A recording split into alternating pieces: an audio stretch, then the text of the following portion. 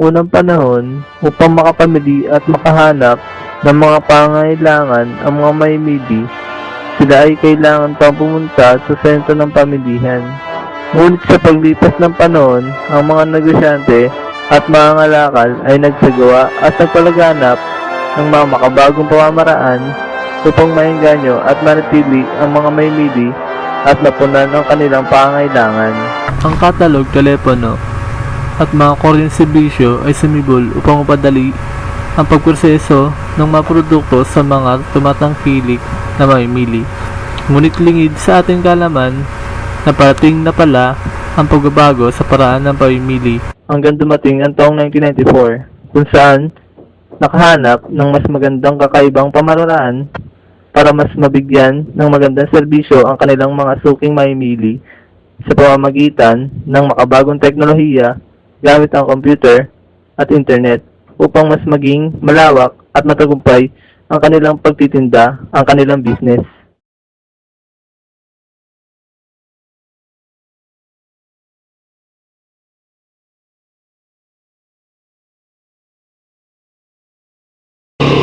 Magandang araw sa inyo lahat. Sa loob ng mga nakaraang taon, malaking pagbabago ang nangyari sa ekonomiya sa pamamagitan ng teknolohiya, partikular na ang internet. Maraming negosyo nagbago ng estilo mula sa makaluma o mano-manong paraan patungo sa paggamit ng modernong paraan. Isa sa magandang halimbawa nito ay ang pagnegosasyon o pagbebenta sa pamamagitan ng internet o ang tinatawag na electronic commerce o e-commerce. Para malaman natin ang e-commerce, narito ang ilang definisyon.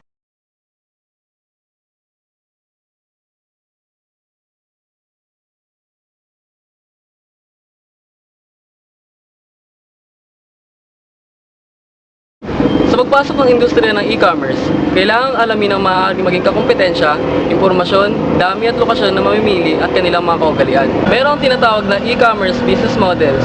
Narito ang ilang ilustrasyon para mas madali natin itong manawaan.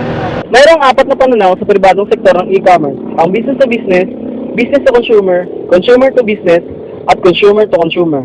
Pakain natin ang business to business at business to consumer e-commerce. Dahil ito ang may pinakamalaking porsyento ng kita sa e-commerce. Narito ang isang ilustrasyon na nagpapakita ng mga transaksyon sa business to business at business to consumer. Ang business to business e-commerce ay nangyayari kapag ang isang negosyo ay nagbenta ng produkto, serbisyo sa iba pang negosyo. Halimbawa, ang Gates Rubber Company ay nagbenta ng gulong, belt at iba't iba pang klase ng rubber material sa General Motors o iba pang manufacturer. Ang business to consumer e-commerce ay ang pinakapopular na ginagamit. Ito ay ang pagbili ng produkto o serbisyo ng isang individual mula sa internet. Ang isang customer ay nag-order ng kahit anumang produkto o serbisyo sa isang negosyo. Ito ay dahil gusto nila o kailangan nila ito. Kung ating susuriin ang kanilang pangangailangan at kagustuhan, mapapansin natin na mataas ang bilang ng end consumer at business as customer. Ito ay may dalawang kategorya. Ito ay ang business to consumer at ang business to business.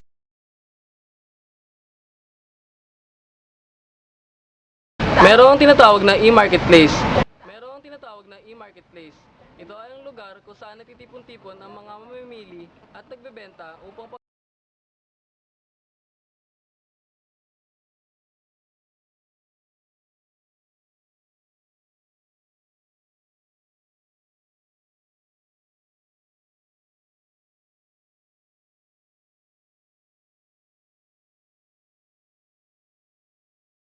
Hi, my name's Paul, and I run my own business. I sell blue and yellow t-shirts through a number of retail stores. It's going really well. They're selling like hotcakes, and I want to turn my website into an online store. But there's a whole bunch of things I have to think about now that didn't even cross my mind when I started out. I have to keep the details of each item in a product management system. I have to improve our search engine results so people can find us more easily. I have to consider how we can handle orders and all the different payment methods people use. I need a content management system for editing tasks, which has to be easy to use. The whole order management and shipping process has to be as quick and simple as possible. I also have to find ways of offering even better value so my customers keep coming back for more. Just 1 month down the line, and we're up and running with BlueYellowShirts.com. It's a great start, but it's only the beginning. We aim to keep growing and developing what we do. There are so many options and opportunities. We don't want to limit ourselves to retail customers. We also want to sell directly to businesses and team up with partners who sell our t-shirts for us. We also want a presence on price comparison websites. We'd like to have a dedicated store for our French customers and integrate our existing ERP system to make things more efficient. Search engine marketing is another avenue we want to explore. Plus, we have to understand how our customers use our store.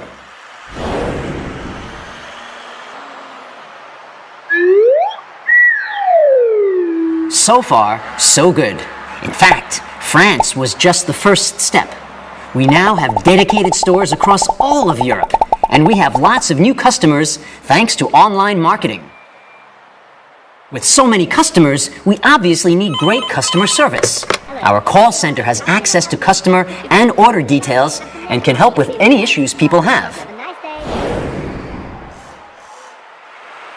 We're also thinking about mobile commerce. In addition, we'd like to use social media and market our products through Facebook, Twitter, and lots of other networks. Our online store is really going places. We have a mobile store as well, and we're using social commerce to reach lots of customers. But there's still more we want to do. I want to analyze our website so we know how customers respond to different content and campaigns. I also want to sell to more countries, which means adapting to different legal and shipping requirements. As the business grows, we have to streamline our logistics and order management processes. We need to understand what our competitors are doing so we can understand our markets. It would also be good to enable our major partners to have their own web store. I'd also like to integrate our store into a number of online marketplaces. What a crazy couple of years it's been. We now have dedicated stores in Europe, Asia, America, and the rest of the world. I never would have thought that a platform would make it this far.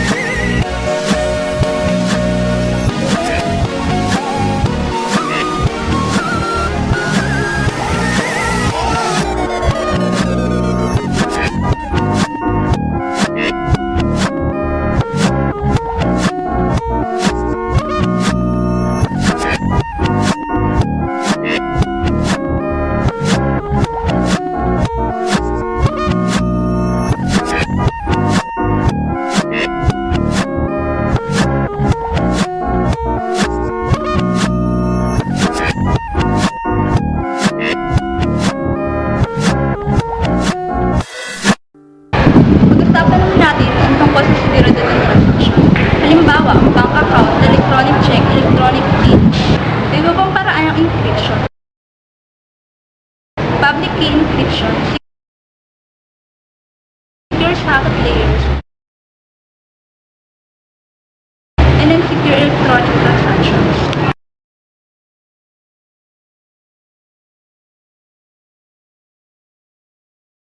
Ano hanap mo? TV. Sige, hanap na. Flat screen? 21 inch? 53 inch? Yan! Usap na. Appliance Center. Ox na? Deal! Sa sulit.com.ph, pinakamarami ang naghahanap, pinakamarami ang mahahanap. Ang dali. Hanap, usap, deal. Sulit.com.ph. Ikaw, ano hanap mo?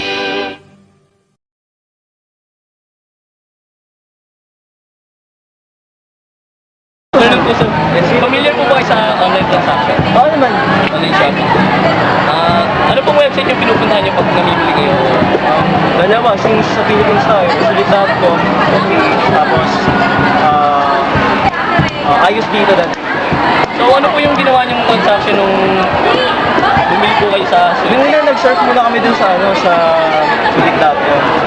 Tapos nakita namin yung mga guitars. Search kami ng guitars. Yung pinaka mababa yung presyo. Pinunta namin yung may Lennon guitar.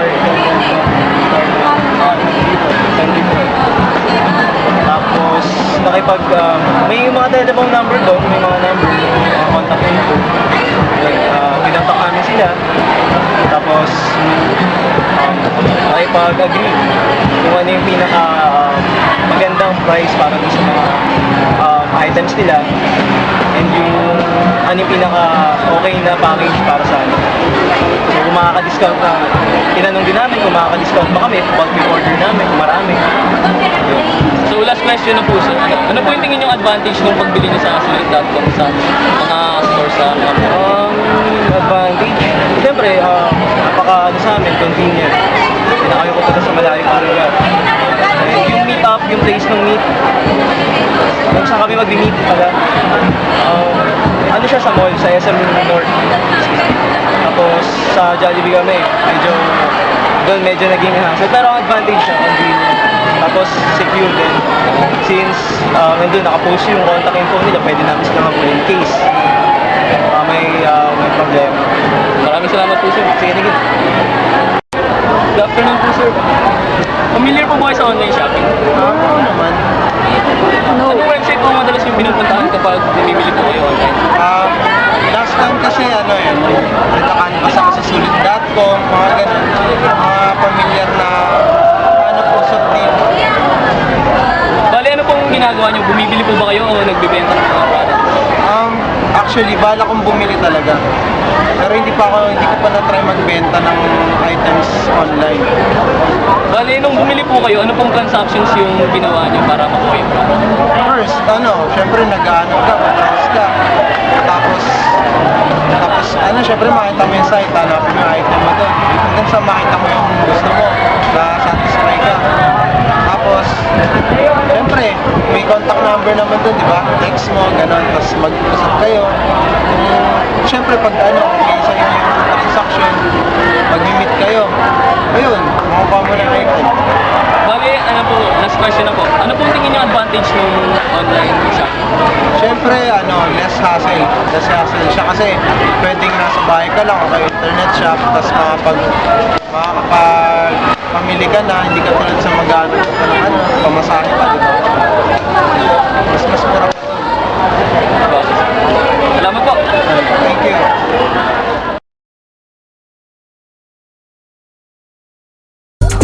It's all about online finds today. Welcome back to Shop Talk. I'm Ria Tanwat Cotrillo. We now have with us Sheila Lina. She's the president and CEO of Air21, the company behind online shopping site Shopinas.com. Hello, Sheila. Hello, Ria. Hi. Thanks for coming on to Shop Talk. Now, okay, tell us a little bit about Shopinas.com. What is it? Shopinas.com is basically the Philippines' first end-to-end e-commerce platform. So there are listing sites that are already available where you can find things to buy, but then once you go to the site to buy it, you basically have to go off the site, to either pay at the bank or, deposit somewhere, and then afterwards, that's when you wait. And then on the merchant side, you will have to arrange for the logistics, and then, or you have to meet up, no? In Shopinas, basically, we try to follow the model in the US where, it's just there, you process the payment through the credit card, and then it's delivered via logistics. So with Shopinas, delivery is taken care of by Air21, and soon FedEx for international deliveries. And then within the site, we already have a payment system. BDO processes our credit cards and BankNet ATM cards so that you can already, as a merchant, accept these payment options without having to have people deposit straight to your bank account. Oh, okay. So Yeah. it's really like a one-stop deal, whether Yes. you're a consumer or Yes. a Basically, seller. once you're on Shopinas, you will complete the entire transaction as long as you have a credit or debit card. Okay, what made you guys, decide to enter this kind of business? Of course, you have sites like Multiply, and even now you have Facebook stores, which are very, very strong. So, what made you decide to do Shopinas? Interestingly, we discovered on Multiply that Air21 is the preferred logistics provider order. Okay. So when we found out about that, I interviewed some of my friends who were actually doing multiply selling, and they were telling me the process of how they manage their stores. And it was so tedious because they would always man their phones for orders. They were always checking, has their bank been credited with a deposit of the shopper. So we're like, how can we make this better? No? So we decided, let's build a system where all a merchant has to do is check their account and see like, okay, how many orders have come in, and they're confident that that has already been funded, and then all of they have to do is process their order and then call Air21, trigger a pickup through the system. Now they'll just say, please pick up all my orders, and Air21 will come pick it up and deliver. Okay, so we they don't wanted even have be, to call separately yes, for that. Okay. it's built into their dashboard. Great. Okay. And on your end, how does Shopinas and Air21 make gain revenue from this? I mean, aside from the deliveries, obviously, is there any other area where you get revenue? Well, we are going to be charging for the subscriptions. Okay. So to start up, we actually have a free version of the website, of the store. No? You can sell up to 21 products. You can display up to 21 products, and that's free for as long as Shopinas will be around. Okay. That's our commitment, to basically have people trust us and to start their own online store. Now, after that, if you decide that you want to grow your business with us, we have premium packages, silver, gold, and platinum, starting from 1.5 to 3.5, and that's a monthly subscription that you can upgrade or downgrade at any time. You can always go back to free, and that's something that we will be earning revenue from. And lastly, we're looking at ads also. Now, so once we have the traffic that we are happy with, then we'll start approaching, other maybe non-Shopinas type of merchants if they want to advertise because they like the people visiting the site. Then that's another revenue for us. So who are the merchants that you have so far at Shopinas? Currently, we are really targeting small, even micro businesses, Okay. micro, small to medium businesses. So right now we have, they're kind of all friends and friends of friends. Okay. My best friend, Trina Castillo, she has bags called Sophia. And then one of our developers in the first incarnation is now featuring reusable diapers, no? Okay. But very cute. It's like lampen, but in bright colors like pink and red and Right. green. Yeah, I think I've seen And those. so those are the types of products. And then we have like tennis equipment. We have sort of L-carnitine green tea, and shoes, and sort of hardware, peripheral, like electronic stuff. So it's kind of like a mix across the board, but it's basically consumer and products. Okay, and how would you want to expand that later on? You want to keep it at that level, like consumer products? Or we do want to reach out to an enterprise level. So right now, we really want to focus on empowering the small and medium enterprises, because I believe that they're the ones that are going to benefit greatly with having a strong online presence, because it expands their market like tremendously with very little investment. No?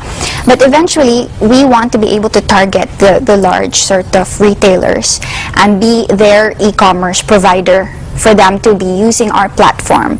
So we're looking at, the big retailers that the currently have. bigger names. Yeah, so that's developing the enterprise version of that. That's further down the lane. Okay, let's say I have a business and I do want to be on Shopinas.com. How do I go about creating an online store? Okay, so visit www.shopinas.com and register on our site as a merchant. And from there, you can already start playing with your store. You can create your store using our preset themes. And then to actually go live, we do this verification process where you have to submit a valid ID, a government-issued ID, and a TIN. This way we know that, you are a legitimate person and you're not just doing this to, fool people. Right. And then if you want to be featured on the Shopinas website, you need to submit your business docs that you are actually running the store as a business, because we want to be a trusted source of merchants and sellers. So we are really trying to qualify so that if you shop on Shopinas, you're going to get what you are looking at. Right. So you mentioned business documents. Specifically, what kind of documents would I need to submit? SEC or DTI registration. So if you're a corporation or a sole prop, basically submitting that. BIR registration, and what else is the third? Mayor's permit. Yeah. Okay. Yeah. All right. And how's it been received so far? Very well. Because I know you guys only started in the latter half of last year, right? Yes, we did. We did a soft launch like among friends just to sort of test, how people are receiving it and we can tweak the system. But we went operational by November when we could actually transact, no? And everyone likes it in the sense that it becomes easy because some people who have done like online selling or online buying, it's sort of like, okay, and daming back and forth, with I have to texting. text you and call you. Yes, and here basically once you've done the transaction, you just have to deal with Shopina CS if there's any issues. But otherwise, you just wait for it and it shows up. It's like, wow, Nice and easy and simple. And you can do very it in happy. one sitting, right? Yes. Okay, how many merchants do you have so far? Currently, we have over 400 registered sellers and then over, let's say, 30 activated. So it's kind of in tiers, depending on how much they have shared of how legitimate their operation is. And then right now we're at 16 verified sellers. Okay. When you say verified, that means they've submitted all the Yes, documents. They can be yes. featured on the They can be featured on the main website. So we're working, one of the things that we want to do is to reach out to all the people who've already registered and say, hey, the opportunity is there, but we're not going to just feature you right away. You have to also give us, who are you, what is your business all about, and are you registered with the government? So that way, we have confidence in marketing you also to the Shopinas visitor. Okay, so the 400 something you mentioned who are just registered, Yes. They've gone online, they've signed up, but they haven't really submitted documents yet. Yes. Okay, but people can purchase from them already. No, not yet. Not yet. We, Okay, we need won't to we won't submit. let anybody purchase until they at least give us their ID and their TIN. So at least Okay, we that's know the there's minimum yeah, so that requirement. there's a person behind the store. Yeah, 'Cause fair enough. That's one of the things, diba? You go online shopping, you're like, who is this person? Now, if it's a friend, then it's easy to trust. But what we're doing, hopefully, is we're setting up these small policies so that when they go on Shopinas or they know it's a Shopinas store, there's that confidence. Like, Right. okay, at least Shopinas is vouching for these sellers. Right. Now, I'm sure you yourself like to shop, right? What would you say are the best online finds on the site? For me, well, I'm kind of biased because I love my friend Trina and Your Virginia. best friend who sells the bags. Yes, so selling bags, I love bags. But for me, what really inspired me to do this is I used to live in the States. And I used to shop a lot online in the States and just everything, from Amazon to all the beauty Kikai stuff. And it's that joy, you know what I mean? Like you swipe, you just input your credit card and then You know it's on its way. you know it's on its way, and then when it comes, you're like, woohoo, it's here. Yeah. And so I have some awesome stuff that you just can't go to the mall and buy it because it's some unique sort of item, or you get really good deals. And hopefully that's the kind of experience that we want to bring here. That especially we're a country of islands, no? So we're hoping that especially as we roll this out, that other entrepreneurs in various parts of the country who would never think of being able to sell to like people in Metro Manila or in Cebu or Davao, we can now start selling to each other and discovering each unique products that our countrymen have to offer. Okay, definitely sounds like a good deal. Sheila, thank you for coming on Shop Talk, and best of luck with Shopinas.com. Thank you so much, Ria. Ngayon, tatalakayan naman natin ang tungkol sa electronic government o e-government. Ito ay ang pagbabago ng gobyerno mula sa pagiging makaluma hanggang sa paggamit ng teknolohiya upang mas mapabilis, mas maisaayos at mas maganda ang kanilang servisyo. Merong tinatawag na Click and Tap. Ito ay tumutungkol sa mga organisasyon na nakasalamuha natin sa pisikal na mundo tulad ng mga opisina at mga tao ang maging mundo sa loob ng internet.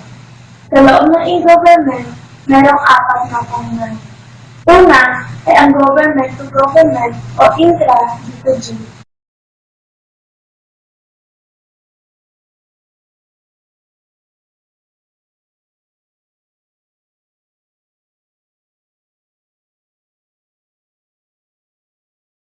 Dalawa ay ang government to business o G2B.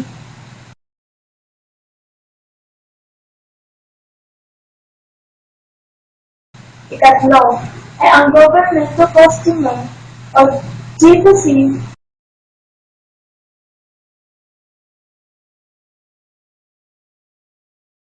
Huli ay ang International Government o Government o Inter-G2G.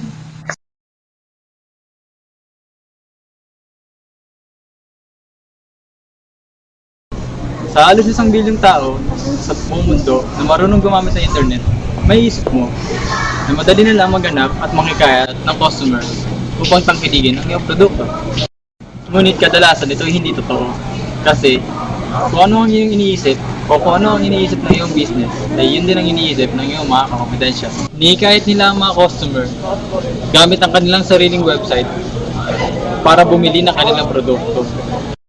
Kasi ng mga web server ay gumagamit ng search engine para maghanap ng impormasyon, produkto at serbisyo. May ibang search engine na libre lang ang pagsama ng inyong website. Ngunit may ibang search engine naman na may bayan, kagaya ng Yahoo at Google. Lahat ng ganitong sites ay magagarantiya na ang iyong website ay lalabas sa itaas na portion o bahagi ng search list kapag may additional fee. Online ads, o mas kilala sa tawag na banner ads. Ito ang mga maliliit na patalastas na makikita sa ibang sites. Ang mga halimbawa nito ay ang pop-up ads at pop-under ads. Ang pop-up ads ay isang maliit na webpage na naglalaman ng patalastas na lumalabas sa screen. Maraming tao hindi pinapansin ng banner ads. Samantala ang karamihan naman, iniisip nila na ito ay nakakagulo lamang. Ito ang top 9 list ng mga nangungunang bansa na may mga user na mas marami ang gumagamit.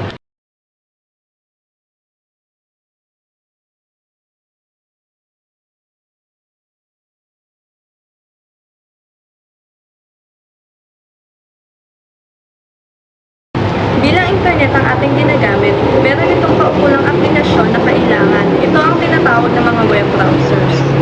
Ayon sa iba't ibang pag-aaral, ito ang kadalasang ginagamit ngayon sa kasalukuyan.